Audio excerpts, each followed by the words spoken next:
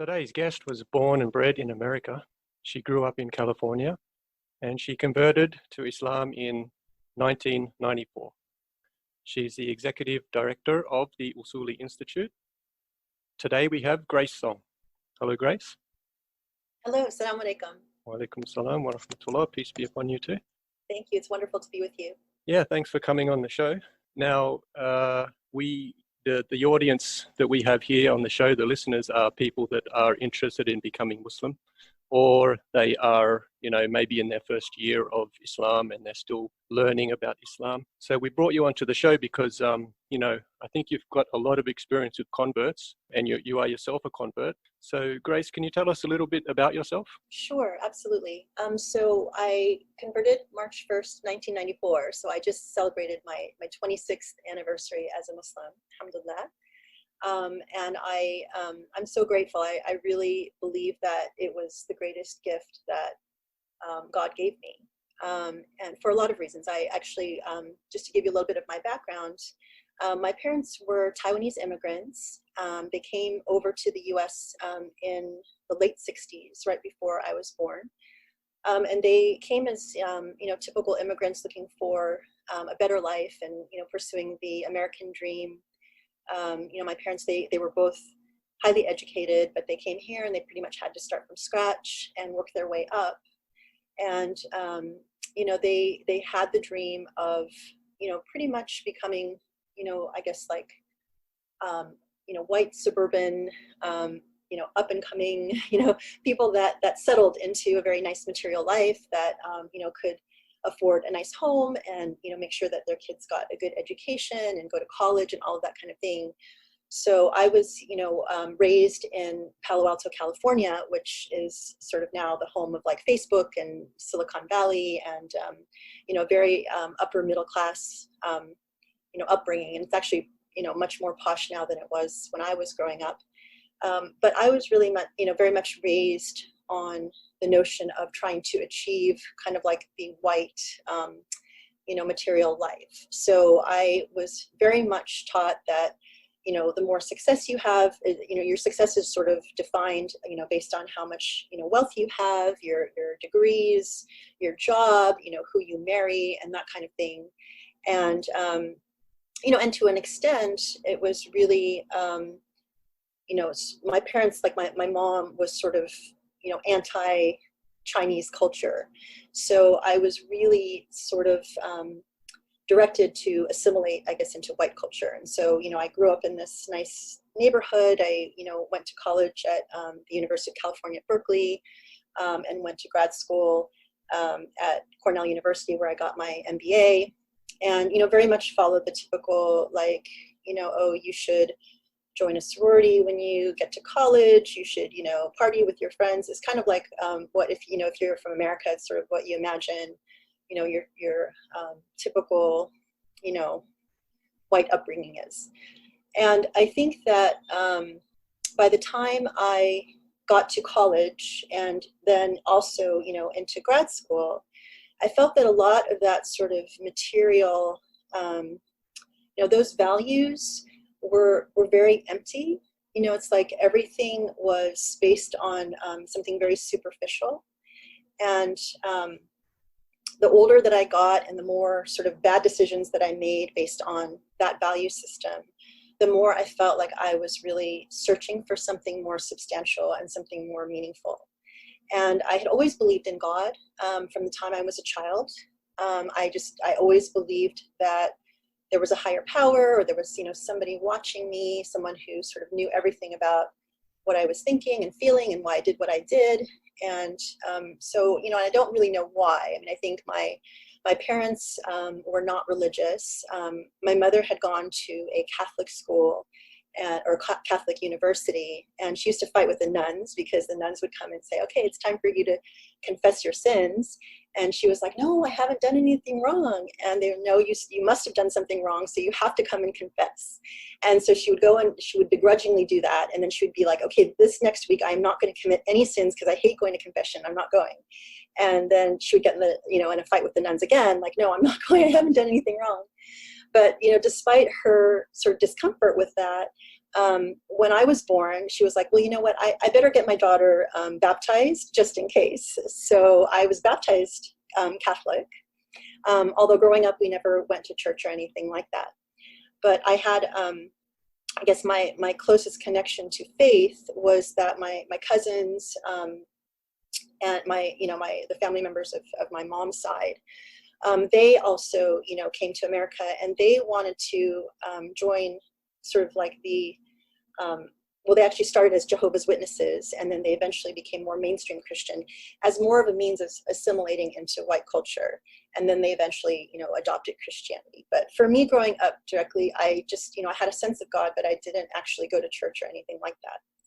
But I think by the time that I reached graduate school, and I found myself sort of all of a sudden surrounded by these incredibly smart and very accomplished people who, seemed like they had their acts completely together, and I felt like I was, sort of let in by mistake, and I was had imposter syndrome, when you feel like you're in some place and, someone has mistaken you for being much smarter than you actually are.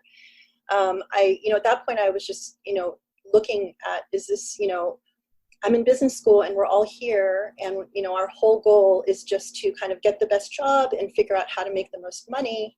And is this really what life is all about? And I felt like I had made so many bad decisions based on that premise that I was really unhappy, and I felt very empty and very alone. And at the same time, I had two classmates who were Muslim, and I really had I'd never met Muslims before. I didn't really know anything about Islam, other than kind of a general fear about, Islam, this crazy religion, and this, those are the people that blow things up and, are happy to die to go to heaven. And this was actually pre 9/11. So, back then there was still fear of Muslims, but it was definitely not as pronounced as it is today. But I met these two classmates, and they were extremely nice, and they seemed very normal. And I was like, okay, that's interesting. And one of them actually prayed 5 times a day. And, and this person to me was, very like kind, and actually, did something really nice with one of my classmates early on. I had a classmate who broke her leg, and this was in Ithaca, New York, where it was snowing. And he made a point to drive her to school every morning because of her broken leg. And I thought, oh, so you guys must be really good friends, huh? And he said, no, I just felt like I should do that because it's the right thing to do. And I was really blown away by that, and really also blown away by the idea of someone praying 5 times a day. Because I thought to myself, that is an incredible act of devotion. Like, what in the world would make someone pray 5 times a day? That to me was just, incredible. So I became very curious, and I, started thinking about how lost I was feeling. And I thought, well, you know what, maybe this is the time for me to see if, religion actually holds anything for me. Like, do I actually believe in some kind of organized religion? So, I sort of started out, I knew I believed in one God, so I was like, okay, so I think that means that I'm, either Jewish or Christian or Muslim. And I was pretty sure I wasn't Jewish because I wasn't born Jewish. And, I didn't get the sense that, I wasn't born a chosen person. And I didn't get the sense that the Jews were really excited about people converting into their faith. So then I thought, okay. And also I believe that, Christianity and Islam were religions. So, I felt that, I needed to also look into Christianity and Islam. And most of my family was Christian, but I had a huge problem with the idea of Trinity because it just didn't make fundamental sense to me. The whole idea of God, Father, Father, Son, Holy Ghost, and, 3 being one. And, I'm a very logical person, so that was something that just didn't sit right with me. And then I thought, okay, well, I guess that leaves Islam. So, I was curious enough to go to the library and check out a book. And it was, I think it was called The Religion of Islam by Maulana Muhammad Ali. And I would start reading it. And I got into this little practice every night that I would start reading a little bit of my book. And I would start actually talking to God, which is something I hadn't done in a long time. Did you ever think that you would become a Muslim at that time? Can you God, remember? no, absolutely not. And this was something that I would sort of struggle with myself with, because I would read a little bit in my book. And the thing that was really shocking to me is, like, as I read what Muslims believed, the thing that was really striking to me is, oh my God, this is what I actually have always believed. You know, it was very intuitive to me. And then I would struggle with myself and be like, who are you kidding? You are not going to become a Muslim. You know, this is insane. You know, what are you thinking? Your parents are going to think that you're crazy. You know, your friends are going to think you've completely gone off the deep end. But then I would continue, you know, it was like one of those things where it's like you read a little bit and you sort of get excited because you recognize something. And I think that was the thing that was the most striking, is just that it was very intuitive, you know. And as I read about, okay, Islam is, you know, what you would read about any other faith, about being a good person, you know, about being kind, you know, about believing in one God. And it answered the question for me about the Trinity, which is that, no, we believe that Jesus is a prophet of God, you know, not part of God, and that, you know, Jesus is like the Son of God, as we are all sort of sons and daughters of God. And then, you know, that there were things also that were very meaningful to me, which is like, you know, there's no such thing as original sin, that, you know, if you're a baby, you haven't committed any sin, and that you will be held accountable only for your sins. So it's a very, you know, fair and just idea. So it's not like, okay, if somebody is, you know, somebody dies for your sins, it's like, no, you are responsible for what you do as an individual, and God will hold you to, you know, the decisions that you make. And that to me is very fair and very straightforward. And so there were so many things like this that I read, and I was like, well, yes, that makes perfect sense. And that is what I've always believed. So, you know, on the one hand, then that would sort of pull me in. And that was so intriguing that it's like, even if I was, you know, hit with the wall of, okay, you're insane, why do you think you're going to be Muslim? That's just not you. I was intrigued enough that I would keep coming back, and I would keep reading more and keep thinking about it. And at the same time, so that thing the thing that really interests me, and that point of time where you sort of decide, yes, well, I'm going to actually try to discover something about Islam. Can you tell me about that time, you know, that transition where you thought, maybe I should start doing something, and then you went to the library, you know, like, can you try and put your finger on it, like the emotions you were going through? absolutely. I mean, I think that for me, I reached a point where I felt, like I said, very empty. I felt like I didn't know who I was. I felt like I was trying to put on a facade. Like I wanted to appear that I was, you know, very together and I knew what I was doing. And, you know, on paper, I looked amazing. You know, I had great grades. I had, you know, great job. You know, and, you know, so it's like you know, all of the superficialities were fine. But in terms of how I felt about myself, I felt like, one, I didn't really know who I was. I didn't know who I stood for. I felt very empty. And I felt like a longing, right? And I think this is something that I've heard from a lot of people who are searching. I mean, I think so many people are searching for something that they can't quite even articulate, but something like, you know, they're just missing something in their life that gives them substance or an anchor or, you know, comfort or peace. You know, it's like when I was in that state, I was very anxious all of the time. If something you believe in, or that you, you know, that you stand for, then you're kind of like floating in the wind. And I felt like that was really how I felt. And when I looked at how other people around me appeared, like they felt more authentic to me. Like they felt like they seemed like they knew, you know, who they were. Now that might not be true. It might just be that I was, you know, I was just like assuming that that's how it was, but, you know, maybe that's just how they appeared. They might've been just as lost as me, but that's how I felt. And so I felt like I needed to search for something. Yeah. And did you try any other religions, or did you go straight to Islam from Christianity? I think because I knew very clearly that I believed in one God, that it made it very easy for me. It's like, okay, I know it's got to be a monotheistic faith. So it's either going to be, you know, Judaism or Christianity or Islam. And it was very easy for me to rule out Judaism and Christianity. And so the real challenge was, okay, so that leaves me with Islam, which I can't even imagine how in the world could I possibly be Muslim. but okay, and I had my classmates that, I was like, okay, well, they seem normal enough, so maybe there's something here, and maybe I should just read a little bit. So that's why it was important for me to go and check out that book and start, seeing things. Now, there was one night in particular I remember that was really pivotal for me, like overcoming that obstacle of not being able to see myself as Muslim. Because I kept thinking, okay, you're crazy, everyone's going to think you're crazy.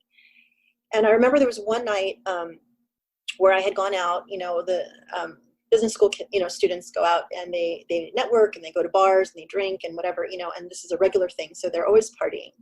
And I remember that I came home after one of these evenings and I felt so lost. Something happened, I don't remember, but I remember coming home and feeling very depressed. And it's one of those times where, when you feel so depressed that you feel sort of like viscerally like empty, like there's just this huge hole in your stomach. And it's like, there's nothing that you can do to make that depression go away. And usually people just want to like, crawl into bed and sleep, or maybe, drink or eat ice cream or whatever, it's like nothing you can do can make it go away. So I remember like, crawling into bed and hugging my pillow and like crying. I mean, I'd gotten into this, habit, as I said, of like starting to talk a little bit to God every night. And I talking to God, it's like I could have been just talking to the wall. I never felt any response back, or I never felt anything. But that particular night, I was hugging my pillow. I started crying and I said, God, please help me. I feel so lost. And, and literally in a few moments, like in an instant, I felt like that emptiness in my stomach completely disappear. And I sat up and it was like shocking to me, because it's like if someone immediately vacuums that feeling of depression out of you, where you feel at peace. I felt like that in an instant. And then I sat up and then I felt sort of in my heart this message of keep going, you're on the right track. And it wasn't like I was hearing voices. I just felt that in my heart, like that was, what was imprinted inside of me. And it was a very personal message, because, the idea of keep going, you're on the right track, said to me, you're not insane, and that you could be a Muslim, and that, you are doing something, and I'm listening. So it was the first time that I felt that from talking to God, and I've been doing this for, 6 months, or I don't remember, it was several months where I was doing the reading and talking to God and kind of, trying to find my way. It was, I felt this feeling like, okay, God telling me, you've got my attention now, I'm listening, and let's see what you'll do. So it wasn't like okay, welcome back, my child, I'm happy to receive you. And, like kind of, I can imagine like the Christians would be like, oh, hallelujah, okay, you're one of us now, let's convert you. It wasn't like that at all. It was like, all right, I'm paying attention, you got my attention, now let's see what you're going to do with it. Okay, and was it just that book, one book that you researched, or did you do a lot of extensive research? And did you talk to a lot of people? That was the start. Okay, so it was funny, like when I first started engaging in this, I started talking to people. There was this Christian evangelical guy who would come on the Cornell campus, and he's like, one of these guys that would come on and have a megaphone. And I used to be an executive at, Kodak, and I gave it all up to come preach on campus and, share the good word and all of this. So one of these days, I actually went up to him after he was done with his thing, and I told him, I was wondering if I could ask you some questions, because I'm sort of doing my own faith search. And so he was, more than happy to talk to me. And so he sat down with me, and I had by this time, read enough that I had questions that had to do with, okay, well, this is what, Islam has to say about Christianity, and how, like the issue of, Jesus not being God, or, original sin and that kind of thing. And so I sat with him and I said, okay, well, have you ever read the Quran? And he said, oh, no, I haven't, but, my wife, just very begrudgingly allows me to keep a copy of the Quran in the house. But no, I've never actually read it. I've looked at parts of it. And so I said, okay, well, my questions really have to relate to, what, like how you can answer some of these things that Quran raises. And with everything that I asked him was, that had to do with some of these key, questions like, Trinity and original sin and all that stuff. he would just go back to Bible verses. And, it's kind of like, well, the revelation, if you believe that the Quran is a revelation that came after, the Bible, you can't really answer the issues that are raised in this, in the latest revelation by kind of going backwards. So that really didn't do very much for me. But, so I did, I did talk to him. I did talk to other people, who were interested in sort of a faith search. But, you very quickly realize that it's a very personal journey. And I think everyone has their own questions and their own, issues that need to be addressed. And I do believe that if you open your heart and start, conversing with God, that God does direct you to things that you need to see or people that you need to come, to. And so I think a lot of it is like, if you, like one thing that I would advise people is that if you are on a search, for God or faith or, something, that you open your heart and ask God to direct you, and you keep doing it. It's not something that, you might get an answer to right away or overnight. But I think that if you are genuinely searching, and, God will hear all of your prayers, and, God will determine, I think, the right time to direct you in the way that you need to be directed. And you kind of just, I think God will answer your prayer. Yeah. But you have to be patient. And at that time when you were first starting like that, reading the book, and were you still having any doubts, or was it more you were convinced? I had lots of doubts. It took me 2.5 years from the time I started this search to even arrive. It took me 2.5 years from the time that I started to the time that I actually converted. And honestly, it's like most of it was I don't think it took nearly as long for me to recognize. Like, I believed when I was reading. So you asked me, okay, did I just read that one book? Well, this book was nice because it was written by a scholar. It was fairly comprehensive. It talked about the theology. It talked about a lot of different things. So there was a lot. It was a very thick book, and there was a lot to it. And Can you remember what it was called? It was called The Religion of Islam, and the author is Maulana, Maulana, Muhammad Ali. Okay, I'll try and put that in the show notes. Maybe someone might be interested in reading it. Absolutely, I can send you a link to the right version. He's written a lot of different books, and he is also known as an Ahmadi. I didn't know at that time what that meant, but it doesn't matter. I mean, when you read it, it's a very it's very foundational, and there's nothing, we can get into sort of the detail whether, some people say, oh, Ahmadis are not true Muslims or whatever, but this book is, it's legit. So. Yeah, that's nice, because for my story myself as well, I went to the library and I looked up a book. I can't remember what it is now, and I read the book. So it's sort of similar. And I talked to other people. I was talking to another guy the other week called Saeed, and he came on the show, and he went to the library and he found a Quran. So there's just something about the library. So anyone out there, if you're getting pulled toward the library, it's probably a good thing. Yeah, okay. Absolutely. And, like for me, when I converted, I had never stepped foot in a mosque, and I, knew very few Muslims. I mean, like I said, now the two classmates that I had, now looking back, I mean, to me, from where I was at the time, they were like, they might as well have been saints, because, from where I was coming, I'm like, well, I'm not even religious, And now when I look back and I understand, okay, one of them, was practicing, pray 5 times a day, and fast. The other one didn't. And so, it's like now I have more of a nuanced understanding of where they were at the time. But, for me to get to the point where I was actually able to convert, it was really, what people call a book conversion. And it's amazing, because it's like, actually, I'm grateful I was able to arrive at the point where I was ready to convert, kind of just me and books and talking to God, and, and thinking, reflecting upon things in life. And I, sometimes I wonder if there are a lot of people who have different ways of coming in. Everyone has a different path, but I think that if I had come in through, going to the mosque, I might not have become Muslim, because there are a lot of, issues at the mosque that I think would have been a turnoff for me. Yeah. So this, it did, but I think that the vast majority of that 2.5 year period was overcoming the preconceived notions that I had about Muslims, because from everything that you hear, and like I said, it's much harder today, because back then things were not nearly as Islamophobic. But back then it was still like, okay, these are the crazy people. These are the people that oppress their women.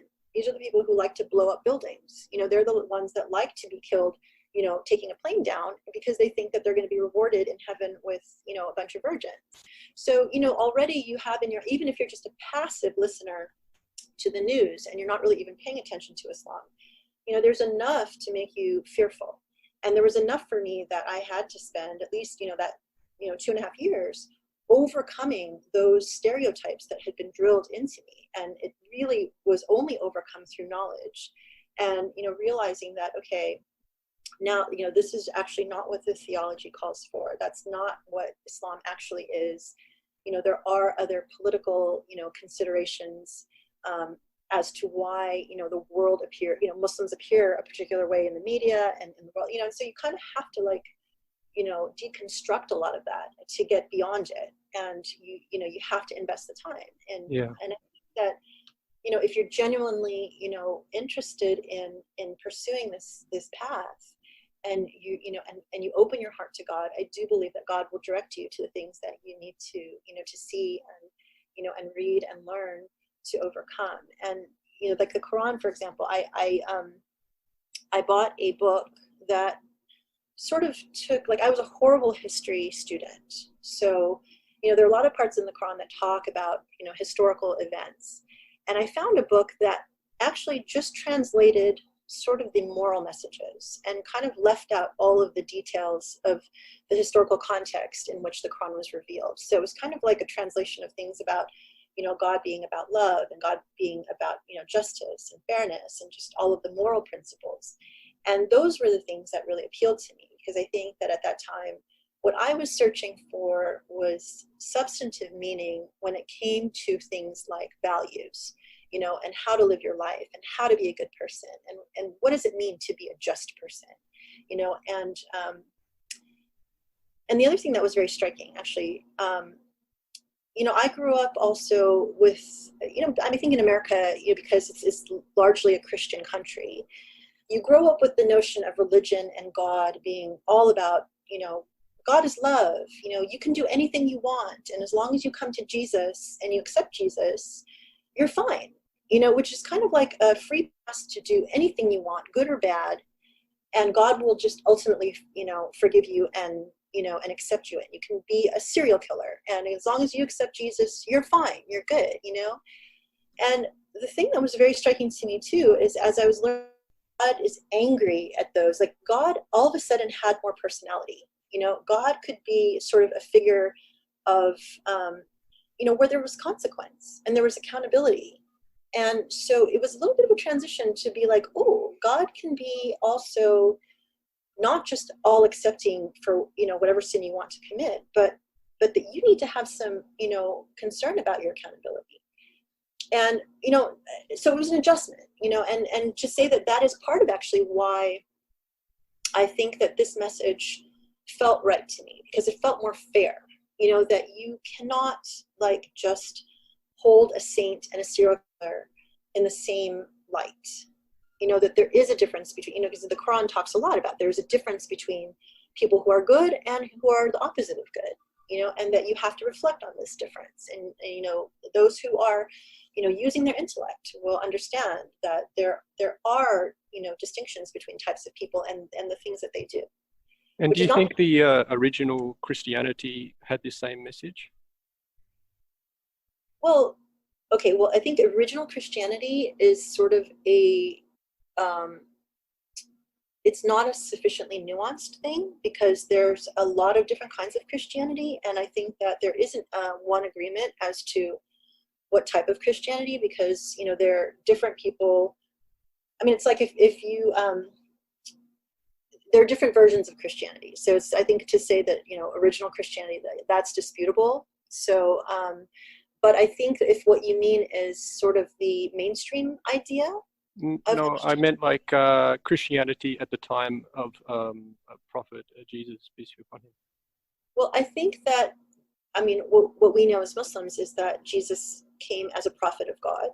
And I think that for scholars, I know we've done some work with, we've covered a lot of this at the Educational Institute where we hold a lot of classes.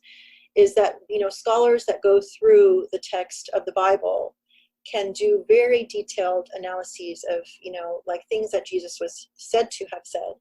And there are so many reports of him saying, the Father sent me, I came, the things that he says clearly makes it appear that he is a prophet of God and he is not God himself. And, that a lot of the translations that have been done over the years too have, pointed to the fact that, people were very loose in some of these translations. And so they made it appear like Jesus is saying, I am God. But no, so to answer your question, I think that at the time of the prophet Jesus, that he was sent as a prophet. And, it's the same message that has come really through all of the prophets. So that's the other thing that I think maybe people... And this common sort of idea that, all you have to do is believe in Jesus and everything will be fine, you'll be saved. That was not something that they would have done at the time or believed at the time? No, I think that, most of the writings most of the Gospels of the Bible were written long after Jesus had died. And, I'm not a scholar of Christianity, so I can only, repeat like what I've learned from my own reading and also from learning, what we've been learning from, our institute, which I'll talk about more separately. But let me just say that I believe that the text, okay, well, I don't want to answer this question like a scholar because I'm not a scholar, but it's clear to me that Islam, we understand that we don't just believe that the Prophet Muhammad was our only prophet, but we believe that the message that Prophet Muhammad brought is a continuation, and it's the same message that all of the prophets brought from the time of, Abraham, and even before Abraham, from the time of Adam, all the way down. And so this is something that's actually important for people who are just starting to be interested in Islam or, want to understand, well, what's the connection of Islam to, like Judaism and Christianity and all of that. And we actually believe that in the same God as the Jews and the Christians. And we believe in all of the same prophets. And that, we do believe that the messages that were sent to these prophets were changed over time. And that, Islam came as the last message to correct the errors that had made in the past and to, leave us with sort of the final revelation.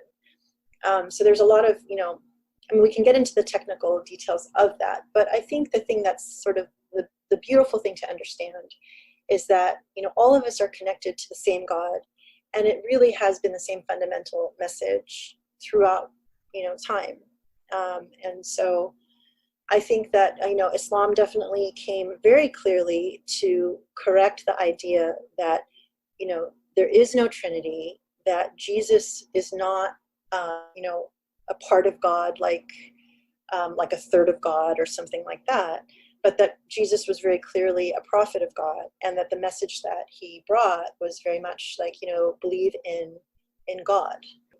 So anyway, I think, back to my point about, my first year as, when I look back on the early days of like when I was really interested in, in becoming Muslim. I mean, really what was driving me was I want to understand, like, what is the meaning of life?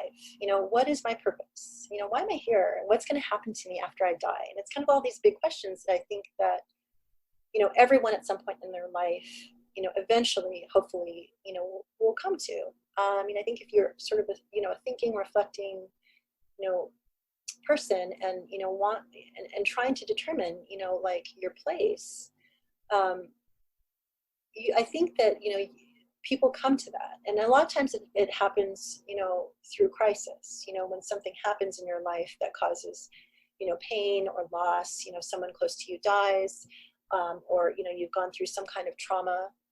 I think, those are some opportunities where you kind of look on your life and you say, okay, is this all there is? Isn't there more? Isn't there something that, I'm supposed to figure out or do while I'm here? And those are the moments that I think are an opportunity to think about, God or religion or start searching. And that's what it was for me. I just felt like life had reached a point where I didn't know the meaning of life, and I wanted to find out what that was for me. And so when I started on this path, looking back, I felt like when I truly opened my heart, and asked God to, please help me because I felt so lost, I felt like God answered those prayers. And Yeah. it took time. And it was not something fast. It was definitely, Yeah. Yeah. You said it took 2.5 years. So yeah. can you tell us about, that time when you finally decided that Islam was right for you? How can you tell us more about how you were feeling at the time and your emotions and how it Sure. was? Well, so like I said, I was at business school, and the good thing is that I was sort of clear across the country from my parents. I was an only child, and so my parents definitely had a lot of hopes and dreams in me, and so I think that was part of my fear too, because I knew my mom in particular, who I was very close to, would not be very happy about the idea of me becoming Muslim, and that's really an understatement. So when she started figuring out that I was sort of interested in Islam, she started sending me, like, all of these really nasty articles about, female genital mutilation and women who are oppressed. And it was kind of like her way of saying, no, this is not what you should be doing. But thank God I was, so I was in New York and she was in California. And so I was free to kind of study and do what I wanted to do. And so it was slow going. I mean, it's like you kind of, there are things that you feel uncomfortable about, and then you do a little bit more research, you do a little bit more thinking about things. And I remember, like I was very curious to know what it felt like to pray, because you see these images of people putting their heads on the floor, and bowing down. So I remember there was one day when I, wanted to try that in my apartment. So I did that, and felt very strange. But at the same time, it felt, sort of exciting and interesting. So it's kind of like, slow going. It's like climbing a mountain. You take a few steps up and you stop and you rest and you keep going. I think that it didn't take long for me to recognize that what I was reading about Islam was genuinely beautiful and genuinely like divine. It felt divine to me. But then I would be like, okay, yeah, but what about all this other stuff that I know about Muslims? What's the catch? This sounds so good, but okay, there must be something else to this. And I think that 2.5 years in, I was just kind of like cruising along, thinking like, okay, I believe that Islam is right. I believe it's the truth. I believe that it is from God. But I'm fine just, I mean, there was nothing that kind of was pushing me to convert, because it was just like, okay, I believe it. And so the funny thing is, so then by this time I had graduated from business school. I had moved to Princeton, New Jersey. I was working, as I said, and I decided that I wanted to take an adult school class in Islam. And I already knew a lot about Islam, but it was really just to meet other people. And so I was working like really long days. So I was, working like, 15-hour, 16-hour days. And then I would go to this class once a week. So the first night that I went to this adult school class, I met up with my teacher and I told him, I'm really interested in Islam. I've been studying about it for a couple of years. And I was just wondering, I'm new to the area. And I was just wondering if you knew of, Muslims that I could meet, or, if there's a community. And so the teacher at the time was sort of, he was this very nice, I think elderly Arab man. And he was really shocked to see this, Asian woman that came up and said, I'm interested in Islam. So he said, okay, well, next week I'm going to invite, a friend to come meet you. And so sure enough, by the next week when I came, he brought his friend. He said, oh, this young man, he likes to speak with people who are interested in Islam. And so he met me after class and said, so I understand you're interested. Can I ask you a few questions? So I said, sure. So he said, well, do you believe in one God? And I said, yes, I do. And he said, do you believe in, do you believe that in the angels and all of the books of God and, the prophets of God? And I said, yes, I do. And he said, and do you believe, and you asked me a number of other questions. Then he said, and do you believe that the Prophet Muhammad was the last prophet of God? And I said, yeah, actually I do. And he said, well, congratulations, you're a Muslim. And it's Ramadan. The month of Ramadan is the month of fasting. So tomorrow you should start fasting. And, and that was it. That was my conversion to Islam. I had gone, I was not intending to convert. I was not, like, I had no, I hadn't thought really much about it. But when he said that to me, my reaction wasn't like, whoa, whoa, whoa, whoa, whoa. I'm not, I don't want to convert or anything like that. I actually felt like, oh my God, I'm so excited. This is like God sent this person to kind of give me that last kick I needed to, have me take my Shahada.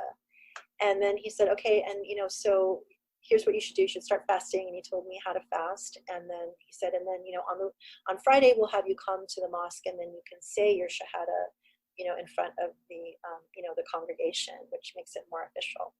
But so that was really it. I had no intention of converting, but I think that I had reached a point in my heart where it was, it was set in my heart that, yes, this is true. I believe in Islam. And I think, God knew that. And so circumstances where God sent me to kind of help me take that last step. Yeah. And had you been going to the mosque much before that, like attending classes, and Not interacting really. with Muslims? Not really. No, I really don't think that I did. I think I might have gone once to, like, go to the bookstore and maybe buy a book or something like that. But no, before I converted, I had never, no, actually, no, I never stepped foot in a mosque before. So I think it was like right after that I went for the first time. Right. Yeah. And so the few months or weeks, months before you accepted Islam, did you actually feel like you were already a Muslim then? No, I don't think that I don't think that it was that clear to me. Like, if somebody had asked me, I think I would have answered by saying, well, I believe in one God, and I believe that, I do believe that, if somebody asked me, like, do you believe Islam is the truth? I would have said yes. But then if they had asked me, well, does that mean you're Muslim? Then I don't think I would have said yes. I think I would have just said, well, I don't know. I mean, I haven't converted or anything like that, but I do believe that it is the truth. I think that's where I was. Yeah. So you mentioned that you were talking about Islam being the truth. How long did it actually take you to come to that conclusion after you started reading this book? I think it probably took somewhere between 6 months to a year. I mean, I knew a lot as I was reading and learning more. I recognized the truth, and like I said, I was just sort of resisting it and also not sure about it because of my preconceived notions about Islam. My fears about, okay, what's the catch? This sounds so good, but there's something that I'm missing here, because if this is really what Islam is, then why are so many people saying such bad things about Islam? Why is it appearing to be so scary? And I had to answer that. I had to figure that out. And I think that it probably took me at least, a year to get to that point.